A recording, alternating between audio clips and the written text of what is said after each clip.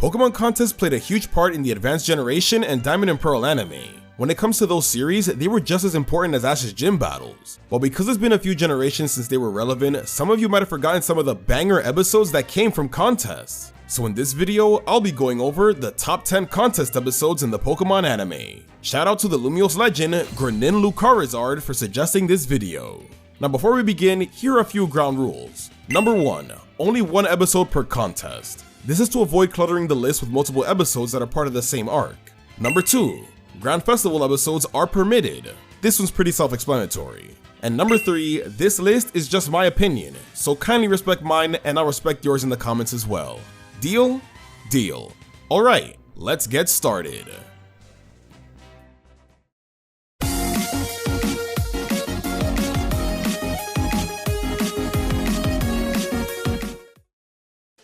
Number 10. Going for Choke. Now at first glance, the Mulberry contest doesn't seem like a big deal. It's Jessie versus May in the final stage. Should be easy, right? Well, no, cause on top of this being the final contest before the cancelled Grand Festival, which already added a tremendous amount of pressure onto May in the previous episode, but Jessie's also using Harley's Pokemon. Also keep in mind the fact that Harley actually beat May fair and square in their previous encounter, so that already made things pretty intense. What's great about this episode is the fact that it really shows off Jessie's contest abilities here. For most of AG, she's pretty much a jobber, someone to give May an easy win. But here she's actually a threat. This is AG Jessie at her best before reaching her full contest potential in Diamond and Pearl. Her battle with May is so close that this is even the first time we go overtime in a contest battle. This was cool. Number 9. Team Shocker. And the Jessie love continues.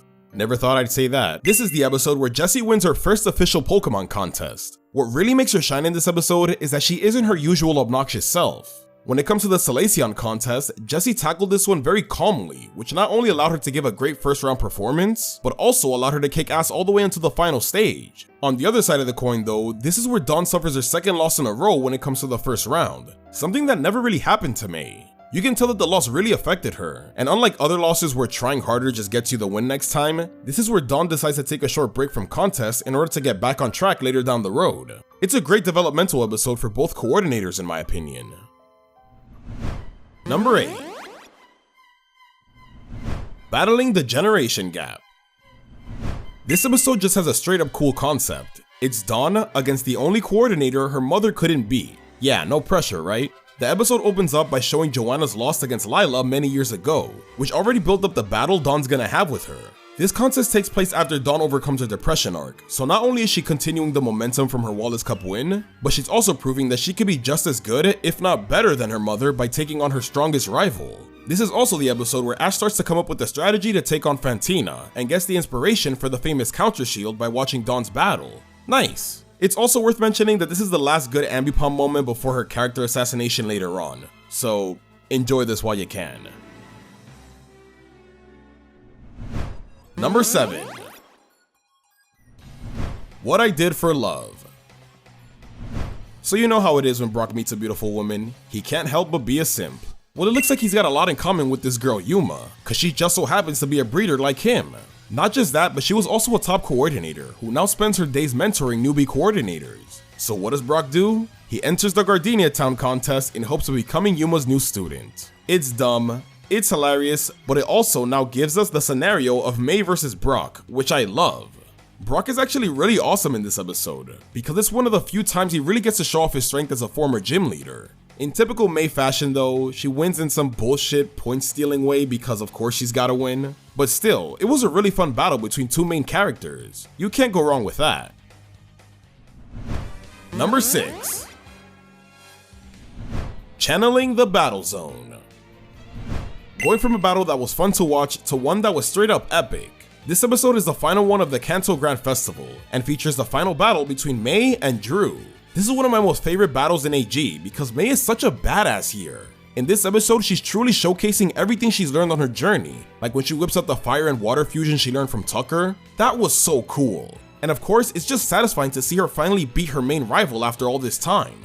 The only thing holding this episode back from going any higher is the fact that this is also where May loses the Kanto Grand Festival to Soledad. You remember, right? Where most of the battle is done off screen and then she gets decimated in the end? Yeah, I hate that. Number 5. Playing the Performance Encore. This episode features a rematch of Dawn vs Ursula. The twist this time is that Ursula knows about the secret behind Diamond Dandruff Dawn, and uses that against her with her Plusle and Minion. This was a really tough battle for Dawn as she's forced to confront her fear in front of a huge audience. Luckily, she's able to overcome her fear thanks to the trust her Pokemon had in her, which is a really nice moment. This is the polar opposite of Mamoswine's last contest where he was the one who lost control. And to end things off perfectly, this is where Dawn finally masters her Flame Ice combination, a move that defies all logic but was still an epic spectacle. Number 4. A Cacturn for the worst. Now onto the introduction of the best petty rival, Harley. Up until this point, May's contest rivals have been on the friendlier side, Drew being an exception, but he was just kind of a snarky jerk. Harley, on the other hand, is conniving. This is really the first time May is put up against someone who takes advantage of her naivety, and it gets her good. It shows that not everyone is here to play nice, and May's gotta be ready for that. Now sure, this does seem very similar to the last episode I spoke about, but Harley's debut episode is the OG at this formula. And it provided such a great comeback moment for May, as she usually does, when she finally snaps back to reality and gets freaking serious. Number 3. Once more with Reeling. Y'all definitely saw this one coming. What made the Terracotta contest special is the fact that this is the first time we see Ash participate in one. It's awesome! It's really cool to see how Ash's style of battling is translated onto the contest stage. And of course, we get the epic finale of Ash vs May in the end.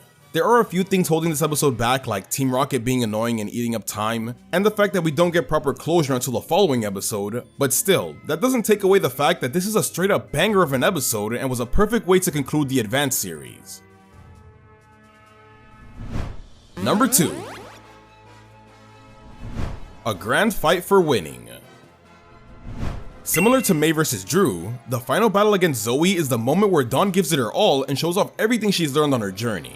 Having Togekiss here just made the battle have an extra layer of dimension to it, because now it's taking place in the land and the air. And those epic combinations to finish things off, that was cool as heck. Even though Dawn loses in the end, this is still in my opinion the best contest battle. And Dawn's words after the Grand Festival are what truly make up for her loss, and perfectly summarize what her journey meant to her. It's honestly the best way to go out. Not even Ash has had a loss this good before.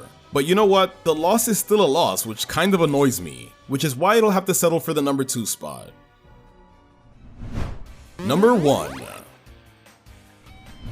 Strategy with a Smile. Here it is, in my opinion, the best contest episode. Up until this point, Dawn was at a pretty low point because she couldn't get past the first round for 2 contests in a row. It really made her question her skills as a coordinator, but the Wallace Cup was the perfect developmental arc to get her out of that slump.